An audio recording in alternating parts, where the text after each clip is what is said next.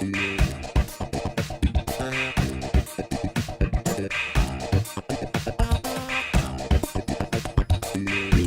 minute numérique de Ségolène. La dernière fois, nous avons vu qu'il y avait plusieurs critères pour l'achat d'une tablette. Nous avons étudié son environnement, son OS, son système d'exploitation. Et aujourd'hui, nous allons regarder l'écran. Donc sur l'écran, il y a plusieurs points. Il y a d'abord la taille qu'il faut regarder. D'ailleurs, c'est le même critère que pour vos téléviseurs, votre téléphone mobile, votre PC, même vos appareils photo.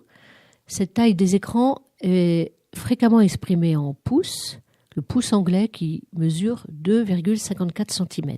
Et la taille qui vous est donnée, en fait, elle correspond à la mesure de la diagonale de l'écran. Et pour les tablettes, ça va de 6 à 12,9 pouces.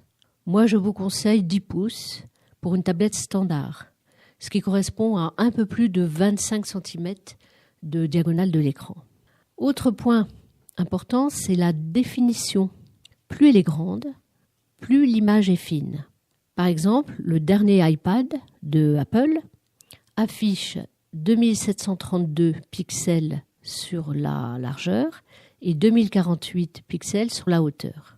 Donc là, c'est une bonne définition et du coup, l'image est agréable à regarder. Évidemment, c'est plus coûteux. Autre point, quand on regarde l'écran de sa tablette, c'est de voir la technologie de la dalle. Parce que l'écran de votre tablette se compose de deux parties distinctes. La vitre tactile et la dalle qui est en dessous. Et vous avez plusieurs technologies d'affichage de dalle qui existent. Je ne vais pas trop rentrer dans les détails. Je vais vous parler des deux les plus fréquentes. La première, c'est la TN, économique et réactive. Elle est réactive parce qu'elle a un temps de réponse qui tend vers la milliseconde quand vous appuyez sur votre tablette et c'est son principal point fort. En revanche, l'angle de vision est assez étroit et le contraste est moyen. Mais si vous pratiquez des activités courantes de jeux vidéo, de bureautique, d'Internet, la dalle TN suffit amplement. Actuellement, il y a une autre technologie qui s'appelle l'IPS, qui a le vent en poupe. Elle aussi, elle est plus coûteuse, mais elle excelle dans la reproduction des couleurs et offre un excellent angle de vision et un beau contraste. Un temps de réponse très bon. Et donc, c'est vraiment l'IPS actuellement, quand vous achetez une tablette, vous regardez ses caractéristiques et si c'est IPS, voilà, ça veut dire que c'est une bonne qualité de dalle. Samsung a développé la technologie PLS, qui est en fait une technologie cousine de l'IPS, mais au coût de production inférieur. Et puis, il y a d'autres technologies d'affichage qui vont se répandre, qui existent, mais qui vont se répandre au grand public. Ce ne seront plus des technologies à cristaux liquides, mais des diodes qui émettent leur propre lumière sans recours à un quelconque rétroéclairage.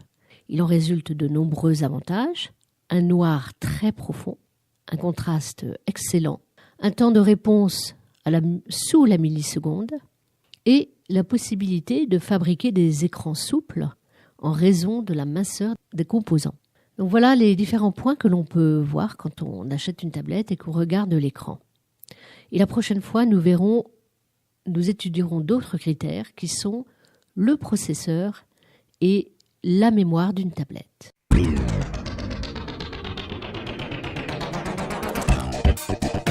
Yeah.